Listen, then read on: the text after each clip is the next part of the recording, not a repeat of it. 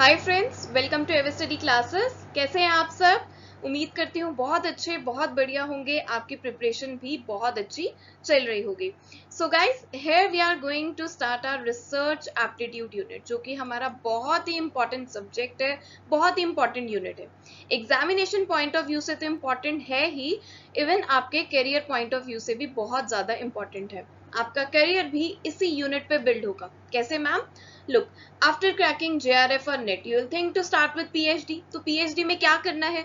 Research ही तो करनी है ना? नए कंसेप्ट लेके आने हैं, नॉलेज एनहांस करनी है, एक्सप्लोर करना है चीजों को, स्पेसिफिक फील्ड के डिफरेंट सॉल्यूशंस, डिफरेंट प्रॉब्लम्स के सॉल्यूशंस को फाइंड आउट करना है। और इसके अलावा इवन अगर आप लेक्चररशिप भी ऑप्ट करते हैं, उसमें भी आपको जो मार्क्स मिलते हैं वो रिसर्च वर्क से रिलेटेड भी होते हैं। आपका एकेडमिक स्कोर तो है ही, लेकिन रिसर्च वर्क से रिलेटेड भी आपको मार्क्स मिलते हैं। आपका जो API स्कोर कैलकुलेट होता है वो भी रिसर्च पेपर्स कितने पब्लिश्ड हैं, कितने आर्टिकल्स पब्लिश हैं, कितने सेमिनार्स अटेंडेड और प्रेजेंटेड हैं, इनके बेसिस पे ही कैलकुलेट होता है। तो इन रिक्वायरमेंट्स को फुलफिल करने के लिए आपको क्या करना है? आपको रिसर्च करनी है। तो इसलिए रिसर्च जो है ये हमारा बहुत ही मेजर इंपॉर्टेंस होल्ड करता है, ये unit. And we need to cover this unit very well and comprehensively. हर छोटी से छोटी टर्म्स को, कंसेप्ट्स को बहुत अच्छे से समझना है। बिकॉज अगर आपको नॉलेज होगी कि रिसर्च की टाइप्स कौन सी हैं, आपके प्रॉब्लम के लिए, जिस प्रॉब्लम पे आप रिसर्च करना चाहते हैं, उसके लिए कैसा रिसर्च डिजाइन प्रिपेयर होगा, ठीक है, कैसे रिसर्च डिजाइन की रिक्वायरमेंट है, कैसे रिसर्च प्रपोजल तैयार होगा, कैसे आपने पेपर पब्लिश करने हैं, तभी आप एक अच्छे रिसर्चर बन पाओगे। सो इस यूनिट से माय डियर फ्रेंड्स आपको अपने दोनों मोटिव फुलफिल करने हैं। एग्जामिनेशन के लिए तो तैयारी करनी है, इसके अलावा रिसर्च का थ्योरेटिकल और प्रैक्टिकल व्यू भी समझ लेना है, ताकि जब भी आप रिसर्च के एक्चुअल इंटरफेस से आएंगे, एक्चुअल सिनेरियो से इंटरफेस करें, तो आपको कंसेप्ट्स अप्लाई करने में किसी भी तरह की डिफिकल्टी फेस ना करनी पड़े। राइट मैम, हम अच्छे से इस यूनिट को पढ़ेंगे। चलिए तो बात करते हैं आज के सेशन की। तो आज के लेक्चर में हम रिसर्च के मीनिंग से जुड़ी ढेर सारी डिस्कशन करेंगे। रिसर्च की जो डिफरेंट डेफिनेशंस हैं, डिफरेंट ऑथर्स ने बहुत सारी डेफिनेशंस जो है हमें प्रोवाइड की हैं, तो उन डेफिनेशंस को डिकोड करेंगे, अच्छे से समझेंगे, रिसर्च के ऑब्जेक्टिव्स को भी हम देखेंगे, and gradually we'll move to the characteristics of research. और बहुत ध्यान से समझना है आपने हर चीज को। चलिए तो स्टार्ट करते हैं हम रिसर्च के मीनिंग से। So in every book you find the same कि रिसर्च दो वर्ड्स का कॉम्बिनेशन है। तो हम भी यहीं से डिस्कस करना शुरू करेंगे that yes, research constitutes two words. कौन कौन से दो वर्ड्स हैं? एक है री और एक है सर्च। री का मतलब क्या हुआ? Again and again. और सर्च का मतलब क्या हुआ? टू फाइंड, और या फिर आप बोल सकते हो to explore, to go around, कुछ ढूंढना, इसे हम बोलेंगे सर्च। अब इन दोनों वर्ड्स को जब हम कंबाइंड करेंगे तो हम क्या कहेंगे? To find out something again and again, to explore something over and again is called research. अब देखिए, ये जो वर्ड रिसर्च है, इससे दो एस्पेक्ट्स निकल के आते हैं। एक तो है डिस्कवरिंग द अननोन, और एक है रीडिस्कवरिंग द नोन। तो चलिए समझते हैं इन दोनों फ्रेजेस को। पहले हम समझते हैं discovering the unknown. Discovering the unknown का मतलब क्या हुआ? कि कोई नया कंसेप्ट, कोई नया मॉडल लेके आना, कोई ऐसी थ्योरी जिसके बारे में किसी को नहीं पता था, कोई ऐसा कंसेप्ट जिसके बारे में किसी को नहीं पता था, that was unknown to everyone, और ऐसा कंसेप्ट लेके आना, उसे भी हम रिसर्च बोलेंगे। और रीडिस्कवरिंग द नोन का मतलब क्या हुआ? कि जो फेनोमिना ऑलरेडी एग्जिस्ट करता था, आप उसी फेनोमिना को लेके स्टडी कर रहे हैं, उसी से रिलेटेड आप नई चीजें सर्च आउट कर रहे हैं, फाइंड आउट कर रहे हैं, तो उसे हम बोलेंगे रीडिस्कवरिंग द नोन। ठीक है, तो डिस्कवरिंग द अननोन का मतलब क्या हुआ? कोई नया कंसेप्ट, कोई नया मॉडल, कोई नया फेनोमिना जब आप कंट्रीब्यूट कर रहे हैं, डेवलप कर रहे हैं, इंट्रोड्यूस कर रहे हैं, जिसके बारे में लोगों को नहीं पता था, रिसर्च कम्युनिटी को नहीं पता था, सोसाइटी को नहीं पता था, उसे हम बोलेंगे रिसर्च। और रीडिस्कवरिंग द नॉन का मतलब क्या हुआ? कि कोई ऐसा फेनोमिना जो ऑलरेडी एग्जिस्ट करता था, उसी फेनोमिना को लेके जब आप दोबारा स्टडी कर रहे हैं किसी नए सर्कमस्टांस में, या उसे वेरीफाई कर रहे हैं किसी नई सिचुएशन में, तो उसे हम बोलेंगे रीडिस्कवरिंग द नोन। तो ये दोनों एस्पेक्ट्स जो हैं हमारे रिसर्च ही कहलाए जाएंगे। इन दोनों एस्पेक्ट से जो है हमारी नॉलेज प्रोड्यूस हो रही है, नॉलेज इनहैंस हो रही है, नॉलेज इंक्रीज हो रही है। चलिए आगे बढ़ते हैं, इसी से रिलेटेड बात की गई है। Research means to observe the phenomena again and again from different dimensions. इसे हम एग्जाम्पल के थ्रू समझते हैं। तो मैंने बोला कि जब एक फिनोमिना को आप डिफरेंट डायमेंशन से अगेन एंड अगेन ऑब्जर्व करते हैं तो उसे भी हम क्या बोलेंगे, रिसर्च बोलेंगे। एग्जाम्पल देखिए, मैंने आपके सामने डीमोनेटाइजेशन का लिया है। डीमोनेटाइजेशन जब हुआ तो सबके लिए एक नया कंसेप्ट बन गया, ठीक है। मोर ओवर काफी चैलेंजिंग सिनेरियो भी क्रिएट किया इस टर्म ने, इंडिविजुअल से लेके होल इकोनॉमी पे, ठीक है। अब क्या हुआ कि इस पे एक स्टडी की गई, impact of demonetization on the performance of banking sector. मतलब एक सेक्टर जो है ले लिया रिसर्चर ने, बैंकिंग सेक्टर ले लिया, हम और भी फाइनेंशियल सेक्टर्स ले सकते थे, कोई और भी सेक्टर्स ले सकते थे, ट्रांसपोर्टेशन सेक्टर, टेक्सटाइल सेक्टर। यहाँ पे रिसर्चर ने एक ही सेक्टर लिया, बैंकिंग सेक्टर। तो उसी से रिलेटेड आगे हम देखते हैं कि क्या क्या रिसर्च की गई। अब फर्दर जो स्टडीज हुई इसमें, अब क्या किया गया कि थीम तो यही लिया, डीमोनेटाइजेशन। फिनोमिना तो एक ही है, कंसेप्ट एक ही है, टॉपिक एक है, फील्ड एक है, लेकिन क्या किया गया, उसको डिफरेंट एस्पेक्ट से, डिफरेंट डायमेंशन से स्टडी की गई उसकी। जैसे एक थीम, एक स्टडी की गई, understanding the impact of demonetization on bank account holders. है तो बैंकिंग सेक्टर ही, अब बैंकिंग सेक्टर के अराउंड डीमोनेटाइजेशन को लेके स्टडी की गई। फिर देखा गया impact of demonetization on banking services. फिर देखा गया impact of demonetization on bank employees. फिर एक स्टडी की गई impact of demonetization on e banking in India. फिर उसके बाद एक रिलेशनशिप स्टडी की गई, demonetization and operational efficiency of banking sector. तो यहाँ पे क्या किया जा रहा है, यहाँ पे क्या किया जा रहा है कि एक ही फिनोमिना है, एक ही कंसेप्ट है, उसी को लेके हम उसको डिफरेंट डायमेंशन से स्टडी कर रहे हैं, ऑब्जर्व कर रहे हैं। हर बार जो हमारा ऑब्जेक्टिव है वो डिफरेंट है, डिफरेंट पर्सपेक्टिव से स्टडी कर रहे हैं। अब हम जब डिफरेंट डायमेंशन से, डिफरेंट पर्सपेक्टिव से स्टडी करेंगे तो उससे जो हमारी फाइंडिंग्स होंगी, उससे जो हमारे आउटकम्स होंगे वो भी डिफरेंट होंगे। तो इन सभी स्टडीज में फैक्टर्स ऑफ डीमोनेटाइजेशन तो काफी कॉमन रहेंगे, लेकिन जिसके ऊपर हम इम्पैक्ट चेक कर रहे हैं वो अलग अलग हो गए। तो इसलिए रिजल्ट्स भी अलग होंगे, कंक्लूजन भी अलग होगा, आउटकम भी अलग होगा। या आप कह सकते हैं कि डीमोनेटाइजेशन का इम्पैक्ट जो है डिफरेंट सेक्टर्स पे अगर हम चेक करेंगे तो उससे भी जो हमारे रिजल्ट्स होंगे वो डिफरेंट ही होंगे। So what we are doing is demonetization का फिनोमिना जो ऑलरेडी एग्जिस्ट कर गया था उसी को लेके हम बार बार डिफरेंट डायमेंशन से ऑब्जर्व कर रहे हैं, स्टडी कर रहे हैं, नए फाइंडिंग्स लेके आ रहे हैं, ताकि जो प्रॉब्लम्स फेस की जा रही हैं इंडिविजुअल मैन से लेके होल इकोनॉमी में, उसके लिए हम सॉल्यूशंस प्रोवाइड कर सकें, उनके लिए हम नए नए सॉल्यूशंस जो है उन प्रॉब्लम्स को हम सॉल्व कर सकें। अब स्टेटमेंट की बात करते हैं। Research means challenging the status को। चैलेंजिंग द स्टेटस को का मतलब है नए और बेटर तरीके से, इम्प्रूव तरीके से चीजों को करना, चैलेंजिंग वे से प्रॉब्लम्स को एक्सेप्ट करना, उनके सॉल्यूशंस फाइंड आउट करना। या आप क्या कर सकते हैं कि एग्जिस्टिंग स्टडीज जो हैं उनके आर्ग्यूमेंट्स को चैलेंज करके नए फाइंडिंग्स लेके आना। सो रिसर्च के थ्रू हम यही सब करते हैं, वैल्यू एडिशन करते हैं, नॉलेज प्रोड्यूस करते हैं। और यही सेम पॉइंट आपसे एग्जामिनेशन में प्रीवियस ईयर में पूछा गया था, तो आपको ध्यान रखना है इसको। और वैसे भी रिसर्च की कैरेक्टरिस्टिक्स से रिलेटेड काफी बार क्वेश्चंस पूछे गए हैं कि आपको 5 to 6 स्टेटमेंट्स दे दी और पूछा कि कौन सी कैरेक्टरिस्टिक्स या कौन सी स्टेटमेंट्स करेक्ट वे से रिसर्च को डिफाइन कर रही है। तो इसलिए मैं हर स्टेटमेंट को, हर पॉइंट को बहुत स्ट्रेसफुली डिटेल में आपके साथ डिस्कस कर रही हूँ ताकि गलती की किसी भी तरह की गुंजाइश ना रहे। सो आई होप कि आपको ये स्टेटमेंट बिल्कुल अच्छे से समझ आ गई है, that research means to observe the phenomena again and again from different dimensions.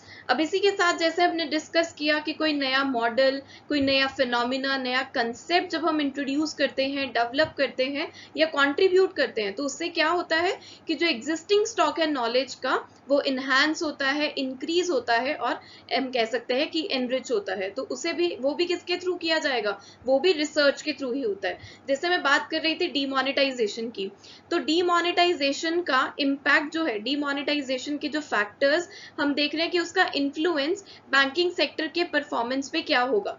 तो इसके थ्रू जो है मैंने एक नया मॉडल डेवलप किया। तो मैंने क्या किया, एक ओरिजिनल कंट्रीब्यूशन की है, नया मॉडल डेवलप किया है, जिससे एग्जिस्टिंग स्टॉक जो है नॉलेज का वो एनरिच हो रहा है, वो इनहैंस हो रहा है। तो ये भी किसके थ्रू किया जा रहा है, ये भी रिसर्च के एक्शंस के थ्रू ही किया जा रहा है। अब डेफिनेशंस की बात करें तो काफी वैरायटी देखने को मिलेगी। डिफरेंट ऑथर्स ने अपने डिफरेंट पर्सपेक्टिव से रिसर्च वर्ड को डिफाइन किया है। तो यहाँ पे मैं आपके साथ कुछ इंपॉर्टेंट डेफिनेशंस डिस्कस करूंगी। आपको अच्छे से हर एक पॉइंट को जो डेफिनेशंस में डिफाइन किया हुआ है उसे समझना है, राइट? बिकॉज एग्जामिनेशन में इन्हीं डेफिनेशंस को घुमा फिरा के स्टेटमेंट वाइज क्वेश्चंस पूछे जाते हैं। सो फर्स्ट है पीएम कुक। सो पीएम कुक ने कुछ इस तरह से रिसर्च को डिफाइन किया है कि रिसर्च एक honest, exhaustive and intelligent searching होती है, जहां पे रिसर्चर मतलब जो रिसर्च कर रहा है किसी प्री डिफाइंड प्रॉब्लम पे काम करता है, उससे रिलेटेड कुछ फैक्ट्स, मीनिंग्स और उनकी इम्प्लीकेशंस को आइडेंटिफाई करता है। अब ये तीनों वर्ड्स बहुत ही इंपॉर्टेंट है, ऑनेस्ट, एग्जॉस्टिव एंड इंटेलिजेंट। देखिए ऑनेस्ट का मतलब क्या है, ऑनेस्ट का मतलब है जिस भी प्रॉब्लम पे आप काम कर रहे हैं उसके truthful facts and figures show होने जरूरी हैं, सिंसियर एफर्ट्स डालने हैं, और यू कैन से अनप्रेजुडाइज होनी चाहिए आपकी स्टडी। अनप्रेजुडाइज मतलब किसी भी तरह की बायसनेस नहीं होनी चाहिए आपकी स्टडी में। फिर है हमारे पास एग्जॉस्टिव। एग्जॉस्टिव का मतलब है कि कॉम्प्रिहेंसिव वे में अपनी स्टडी करना, डिटेल्ड मैनर में अपनी स्टडी करना, इन डेप्थ में आपको अपनी स्टडी को डिफाइन करना है, उसके रिलेटेड एस्पेक्ट्स जो है वो कवर करने हैं। देन नेक्स्ट वर्ड है हमारे पास intelligent. That means critical thinking power होनी जरूरी है किसी भी तरह की स्टडी को कंडक्ट करने के लिए। तो इंटेलेक्चुअल और स्मार्ट वे में सभी एक्टिविटीज को परफॉर्म करना है। सो ऑन एंड ऑल एक रिसर्चर के आउटकम्स, उसकी फाइंडिंग्स और जो प्रोडक्ट वो प्रोड्यूस कर रहा है नॉलेज के रूप में, वो ऑथेंटिक, वेरीफाइबल तभी होंगी अगर रिसर्चर ऑनेस्टी से, एग्जॉस्टिव वे में, इंटेलिजेंट, इंटेलेक्चुअल होके अपनी प्रॉब्लम्स पे काम कर रहा है, अपनी स्टडी पे काम कर रहा है। देन ओनली उस पर्टिकुलर प्रॉब्लम्स के रिजल्ट्स एग्जिस्टिंग नॉलेज को एनहांस करेंगे। सो ये तो बोला हमें पीएम कुक ने।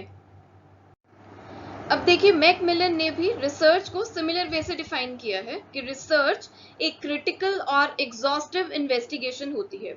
एग्जॉस्टिव का मतलब हमने अभी पिछली डेफिनेशन में समझा, क्या कि डिटेल्ड मैनर में डीपली काम करना है। और क्रिटिकल का मतलब क्या है, क्रिटिकल का मतलब है एनालिटिकली और केयरफुली जांच पड़ताल करनी है किसी भी फील्ड की, किसी पर्टिकुलर एरिया की, ताकि जो भी एक्सेप्टेड कंक्लूजन्स हैं या ऑलरेडी जो स्टडीज हो चुकी हैं उनकी फाइंडिंग्स को, उनके फाइंडिंग्स पे नए तरीके से काम करना, या जो ऑलरेडी स्टडीज हो चुकी हैं उनकी कुछ लिमिटेशंस डिफाइन की गई हैं तो उन पे नए तरीके से काम करना, डिफरेंट प्रोसीजर लगा के, डिफरेंट मेथोडोलॉजीज लगा के या डिफरेंट टेस्ट अप्लाई करके इन्वेस्टिगेशन करना, तो उसे भी हम क्या बोलते हैं, रिसर्च बोलते हैं।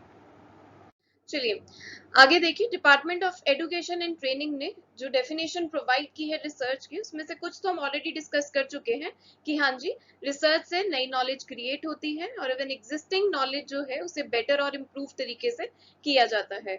इवन नए कंसेप्ट, नए मेथड्स, नए मॉडल्स जो हैं वो रिसर्च की हेल्प से ही डेवलप होते हैं।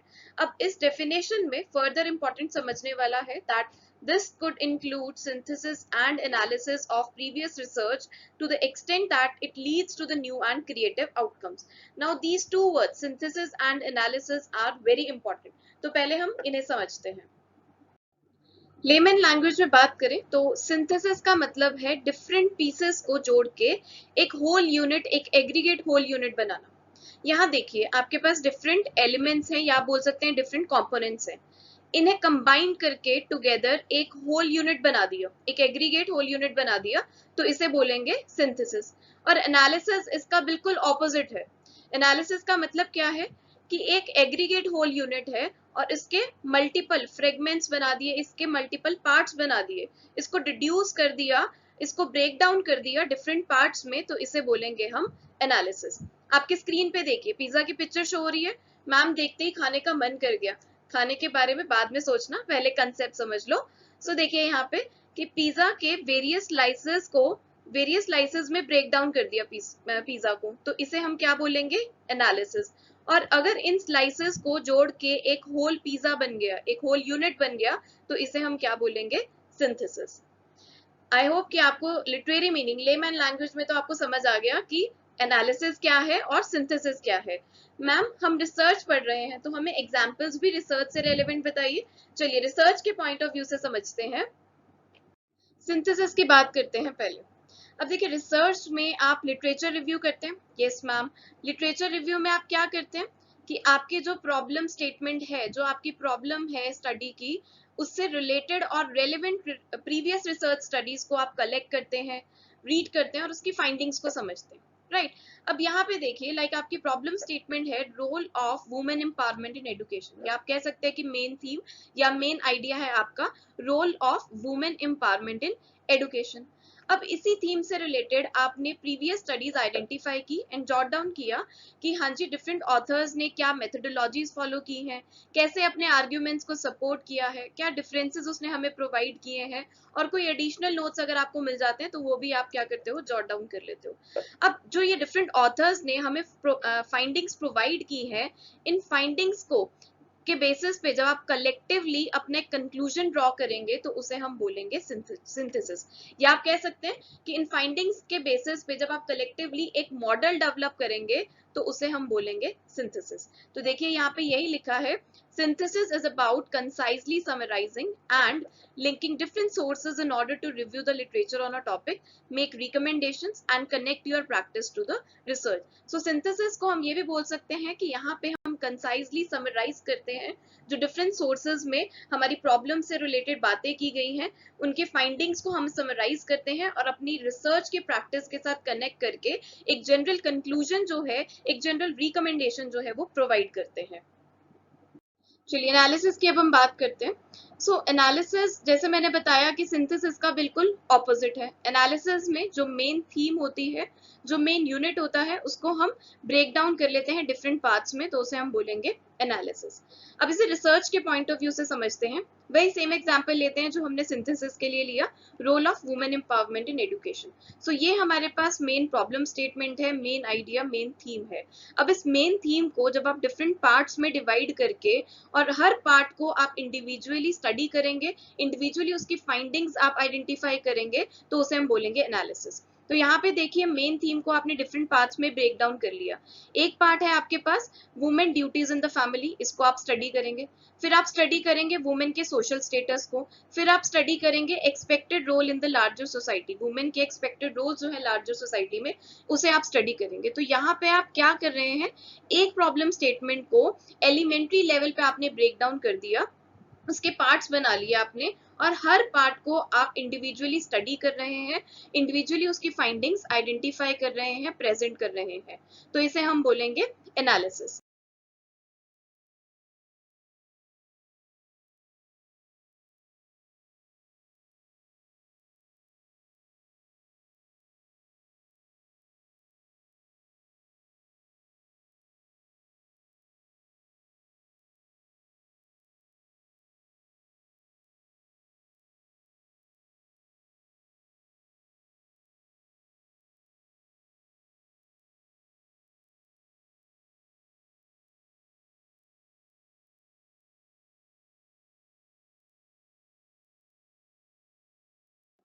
आई होप कि आपको अच्छे से दोनों टर्म्स क्लियर हो गई हैं। कहीं ना कहीं आपको लग रहा होगा कि दोनों टर्म्स जो हैं they are quite similar to inductive and deductive. Inductive and deductive methods की हम बात करेंगे टाइप्स ऑफ रिसर्च में। अब देखिए इन दोनों टर्म्स में और फर्दर समझने वाला क्या है कि एनालिसिस और सिंथेसिस जो है they go hand in hand, they complement each other.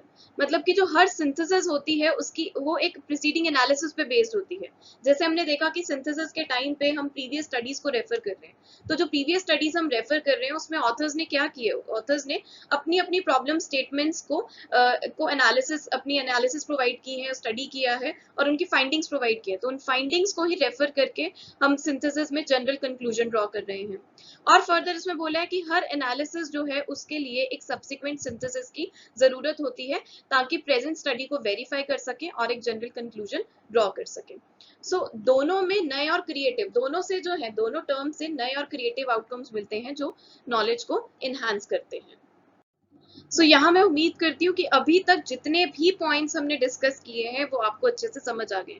देखिए, इतनी सारी डेफिनेशंस डिस्कस करने का मोटिव यही है मेरा आपके साथ कि मैक्सिमम टू मैक्सिमम रिसर्च से रिलेटेड डिस्कशन हो जाए, ताकि एग्जामिनेशन में गलती होने का तो कोई चांस ही ना रहे। बिकॉज एग्जामिनेशन में इन्हीं स्टेटमेंट से रिलेटेड, इन्हीं स्टेटमेंट्स, इन्हीं पॉइंट्स को घुमा फिरा के क्वेश्चंस पूछ लिए जाते हैं।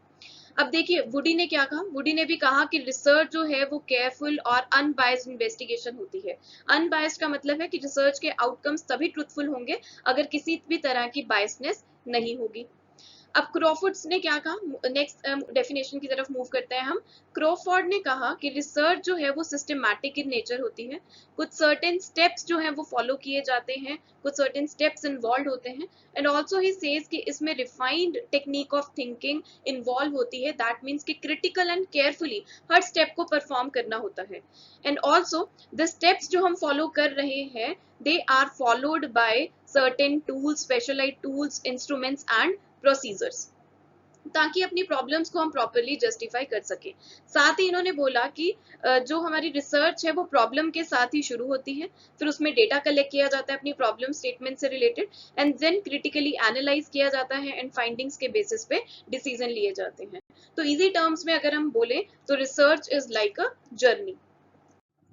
सो जर्नी क्यों बोला जा रहा है रिसर्च को? Because we are moving from known to unknown, कि कुछ एग्जिस्टिंग पीस ऑफ इंफॉर्मेशन हमारे पास अवेलेबल है, और उस एग्जिस्टिंग पीस ऑफ इंफॉर्मेशन के बेसिस पे, उस एग्जिस्टिंग पीस ऑफ इंफॉर्मेशन की नॉलेज से हम न्यू नॉलेज जो है वो क्रिएट कर रहे हैं। So we are moving from known to unknown. So research जो है ये हमारे 5 W's एंड 1 H के अराउंड रिवॉल्व करती है।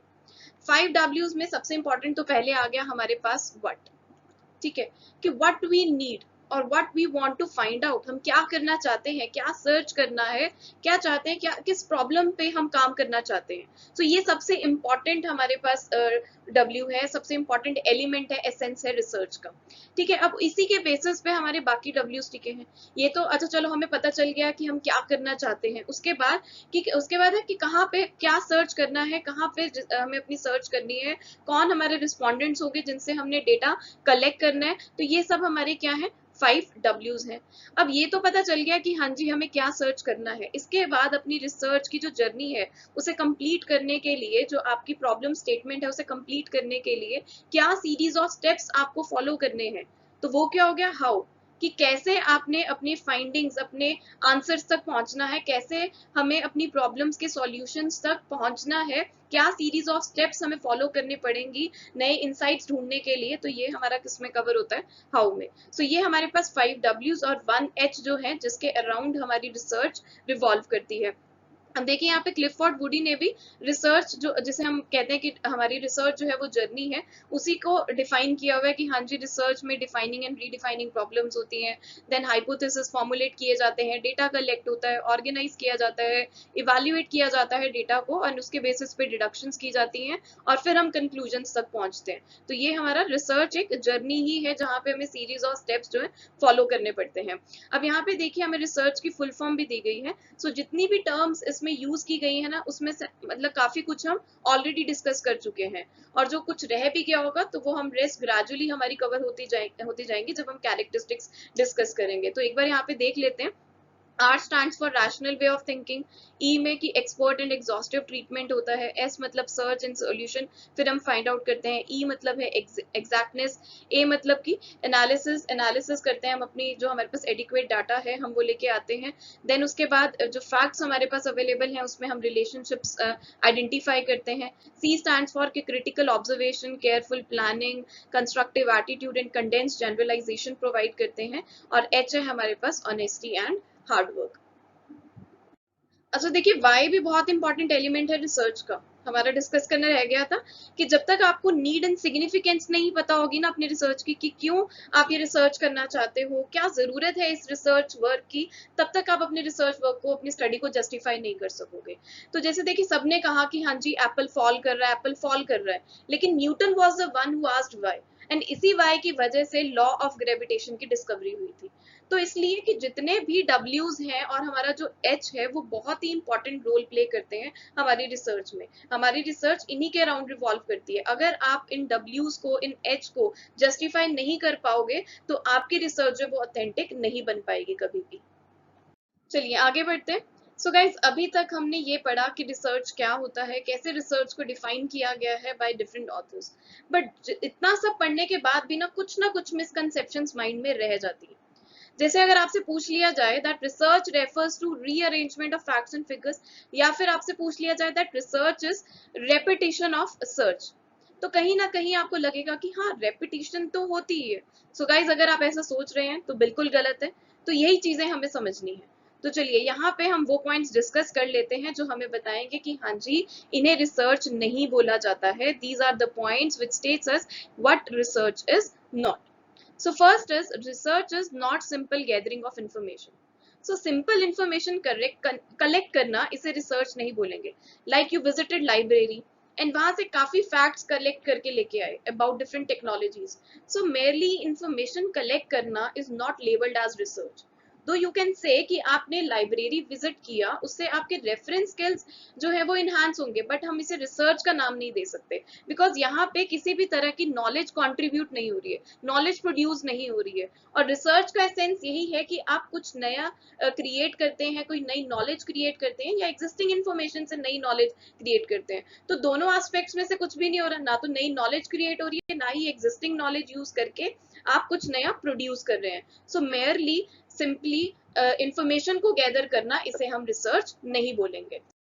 Next is merely reorganizing, rearranging or restating what is already known and has already been written is not regarded as research. इसका मतलब है कि previous studies पढ़ के उनके words को, sentences को या facts को rearrange या reorganize करने को भी research नहीं बोलेंगे। Like एक इंडिविजुअल ने से 25 to 30 स्टडीज रेफर की अपनी प्रॉब्लम के लिए, अपनी स्टडी के लिए, उन स्टडीज के सेंटेंसेस को घुमा फिरा के, उनके सेंटेंसेस को, स्टेटमेंट्स को, एक्टिव को पैसिव वॉइस में कन्वर्ट कर दिया, पैसिव वॉइस को एक्टिव वॉइस में कन्वर्ट कर दिया, जो पैराफॉर्म्स थे उनको रीराइट कर दिया, फाइंडिंग्स को रीस्टेट कर दिया, बस फैक्ट्स एंड फिगर्स को झोल मोल करके प्रेजेंट कर दिया। तो बताइए, आप कैसे रिसर्च बोलेंगे? बिल्कुल भी नहीं। ये कोई रिसर्च थोड़ी हुई, ना तो इसमें कोई नोवेलिटी है, ना ही किसी तरह की नॉलेज एनहांस हुई। आप ये कह सकते हैं कि हाँ, इससे लर्निंग एक्सपीरियंस तो गेन होगा कि आपने प्रीवियस स्टडीज में जो फाइंडिंग्स आपने स्टडी किए हैं उनको अंडरस्टैंड किया है, वो लर्निंग एक्सपीरियंशियल का तो पार्ट है, लेकिन आप इसे रिसर्च नहीं बोलेंगे। Next is, research is not mere transportation of facts from one location to another. Example से समझते हैं इस पॉइंट को। देखिए, कॉलेज स्टूडेंट्स को काफी शौक होता है आर्टिकल्स पढ़ने का, हो सकता है आप में से भी किसी को हो आर्टिकल्स पढ़ने का शौक। अब उन आर्टिकल्स को पढ़ के अगर आप एक डॉक्यूमेंट प्रिपेयर कर रहे हैं, उन आर्टिकल्स को पढ़ के आप उनमें से जो फैक्ट्स हैं उनको कंपाइल कर रहे हैं, इवन आप रेफरेंसेस भी साइट कर रहे हो कि आपने ये आर्टिकल किस में से पढ़ा है, आप उसको भी साइट कर रहे हो, और जो भी इवेंट्स हैं उन इवेंट्स को भी आप लॉजिकल सीक्वेंस में प्रेजेंट कर रहे हो। सो आप अपने डॉक्यूमेंट में नो मैटर ये सब एक्टिविटीज कितनी बखूबी कर रहे हो, लेकिन आप इसे रिसर्च का नाम नहीं दे सकते हो, आप इसे रिसर्च नहीं बोलोगे, बिकॉज इसमें जो मेन एलिमेंट है, जो मेन एसेंस है रिसर्च का, वो मिसिंग है। मैम, वो मेन एसेंस क्या है? That is analysis and interpretation.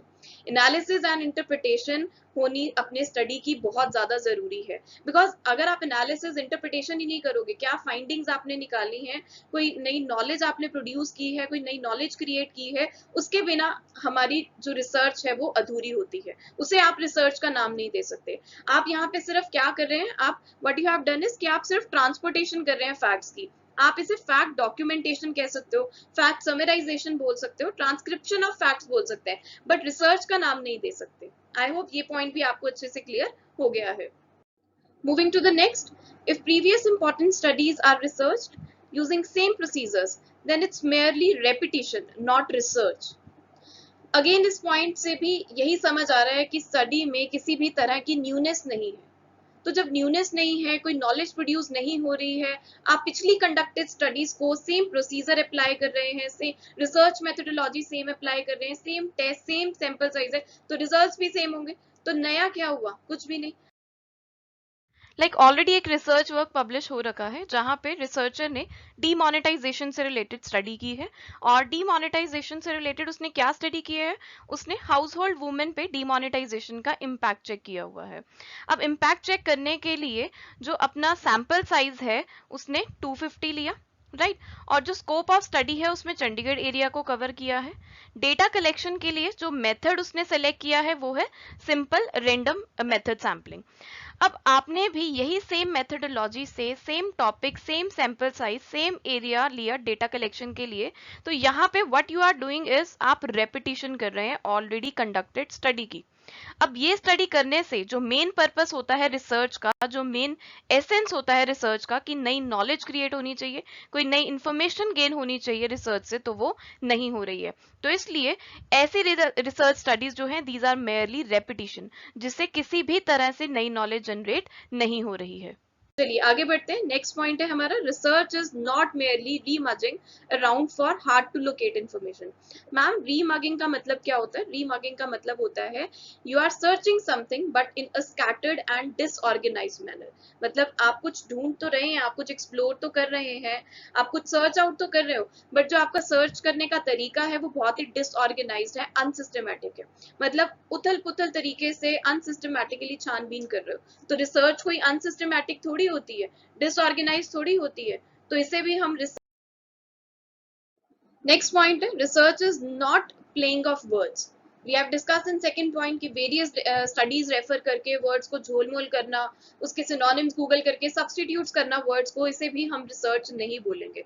और ना ही रिसर्च किसी भी तरह का सेलिंग प्रोडक्ट होता है, सेलिंग एक्टिविटी नहीं होती है। In fact it is a state of mind affairs, intellectual activity होती है। रिसर्च आपकी स्किल्स पे बेस्ड होती है।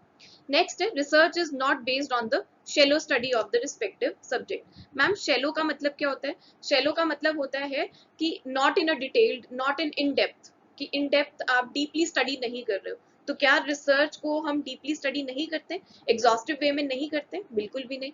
रिसर्च जो होती है वो कॉम्प्रिहेंसिव इन नेचर होती है, एग्जॉस्टिव इन नेचर होती है। सब कुछ डिटेल्ड मैनर में हमें स्टडी करना होता है ताकि हम एक जनरल कंक्लूजन प्रोवाइड कर सकें। So research is not based on the shallow study of the respective subject. Last is, research is not a quick activity. बिल्कुल research में you need so much patience. पहले तो problem define करना ही major task होता है, then research design, उसमें variables को set करके questionnaire design करना, data collect करना। data collect करने में तो मतलब बहुत ज्यादा आपको patience चाहिए होता है। फिर अब मतलब series of steps involved होती हैं। ये नहीं कि आज रिसर्च वर्क शुरू किया और कल खत्म, ऐसा नहीं हो सकता। तो research is not a quick activity. So ये तो वो पॉइंट्स है जो हमें बता रहे हैं कि हाँ जी रिसर्च क्या नहीं है। ऑलमोस्ट सभी पॉइंट्स हम डिस्कस कर चुके हैं यहाँ पे। बस आपको बेसिक अंडरस्टैंडिंग रखनी है रिसर्च के मीनिंग की, ताकि आप इजिली बाइफिकेट कर पाओ कि हाँ जी कौन से ऐसे पॉइंट्स है जिसको हम रिसर्च नहीं बोलेंगे, जो रिसर्च के दायरे में नहीं आते, और कौन से ऐसे पॉइंट्स है जो करेक्टली रिसर्च के वर्ड को, रिसर्च टर्म को डिफाइन करते हैं।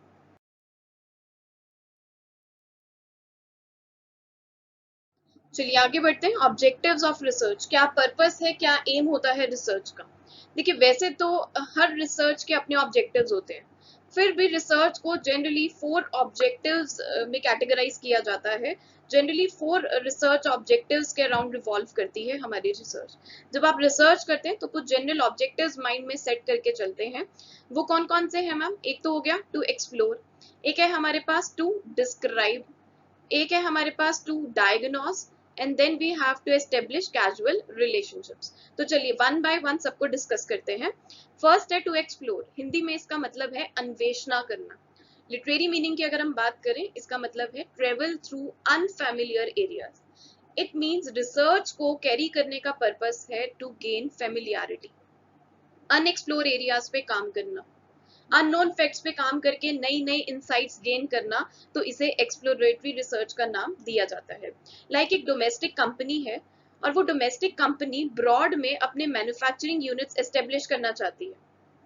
नाउ ये एक तरीके से नई इन्वेस्टमेंट है कंपनी के लिए, और जो इनिशियल रिसर्च की जा रही है उसका पर्पस है कि नए आइडियाज फाइंड आउट करना, नए एरियाज को एक्सप्लोर करना। So it means you are conducting exploratory research. आप नई प्रॉब्लम्स पे काम कर रहे हो जिसपे अभी तक काम नहीं किया गया है, ऐसे एरियाज पे काम कर रहे हो जिसे अभी तक एक्सप्लोर नहीं किया गया है। तो ये तो हो गया एक ऑब्जेक्टिव हमारा रिसर्च का, टू एक्सप्लोर। नेक्स्ट पर्पस आपका हो सकता है टू डिस्क्राइब। आप जो स्टडी कर रहे हैं उसमें आपका ऑब्जेक्टिव है किसी पर्टिकुलर सिचुएशन, इवेंट या ग्रुप के बिहेवियर को या किसी इंडिविजुअल के बिहेवियर को डिस्क्राइब करना। So this can be done through data collection. So इसमें आपका मेन फोकस रहता है कि नॉलेज को एक्सपैंड करना है। फॉर एग्जाम्पल, आप स्टडी कंडक्ट कर रहे हैं और आप अपनी स्टडी में वोटिंग पैटर्न डिस्क्राइब कर रहे हो किसी स्टेट का on the basis of gender, economic status और रिलीजन, और भी फैक्टर्स आपने लिए हुए हैं। सो यहाँ पे जो वोटिंग पैटर्न डिस्क्राइब किया जा रहा है, it is based on the observation of previous election.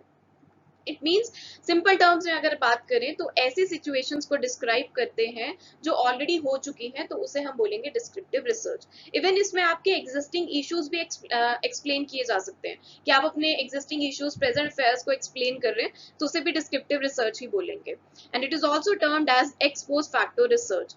X post facto research क्योंकि इवेंट ऑलरेडी अकर हो चुका है एंड रिसर्च उसके बाद की जा रही है, तो इसलिए इसे एक्स पोस्ट फैक्टो रिसर्च भी बोला जाता है। सो इससे जो हमारी डिस्क्रिप्टिव रिसर्च है, इससे थ्री पर्पसेस, हमारे मेन पर्पसेस सॉल्व होते हैं। एक है डिस्क्राइबिंग, एक है एक्सप्लेनिंग और एक है वैलिडेटिंग।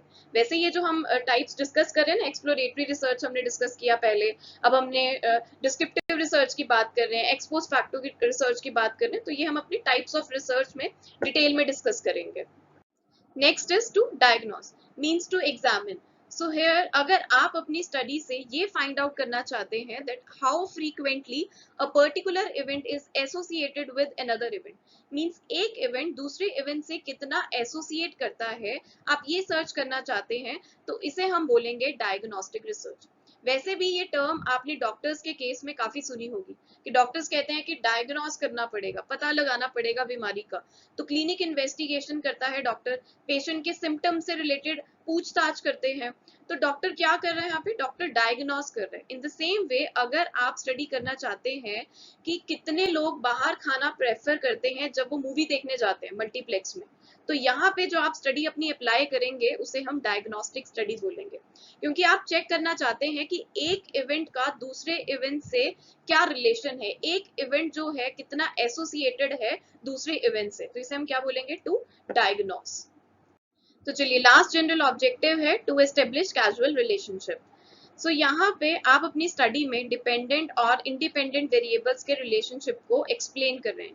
यू आर फाइंडिंग कि एक वेरिएबल का दूसरे वेरिएबल पे क्या इफेक्ट हो रहा है, एक वेरिएबल के चेंज होने से दूसरे वेरिएबल पे कितना परसेंटेज चेंज आ रहा है, आप वो मेजर कर रहे हैं यहाँ पे, तो इसलिए इसे हम बोलेंगे कैजुअल रिलेशनशिप, क्योंकि आप cause and effect relationship identify कर रहे हैं, कॉज एंड इफेक्ट रिलेशनशिप जो है वो स्टेट कर रहे हैं यहाँ पे।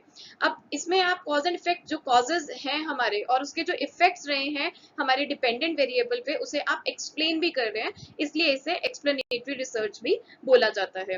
फॉर एग्जांपल, पोलियो वैक्सीन हमारा इंडिपेंडेंट वेरिएबल है और उसकी इफेक्टिवनेस जो होगी वो है हमारे पास डिपेंडेंट वेरिएबल।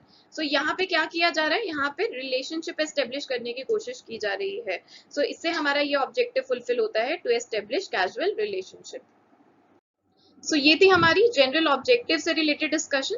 और याद रखना कि एक रिसर्च वर्क में आपका एक या एक से ज्यादा पर्पस भी हो सकता है अपने रिसर्च वर्क को कंडक्ट करने का, मतलब कि एक ऑब्जेक्टिव या मिक्सचर और यू कैन से तो कॉम्बिनेशन भी हो सकता है इन ऑब्जेक्टिव्स का, इसलिए इन्हें ब्रॉड कैटेगराइजेशन में डिस्कस किया है मैंने आपके साथ।